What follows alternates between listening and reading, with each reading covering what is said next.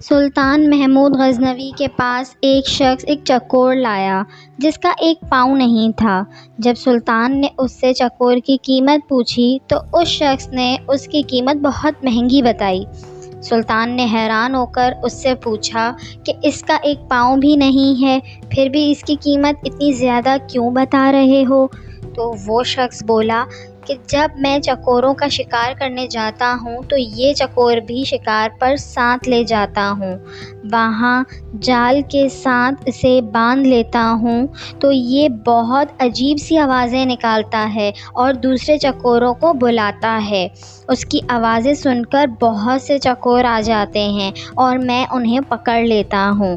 سلطان محمود غزنوی نے اس چکور کی قیمت اس شخص کو دے کر چکور کو ذبح کر دیا۔ اس شخص نے پوچھا کہ اتنی قیمت دینے کے باوجود اس کو کیوں ذبح کیا؟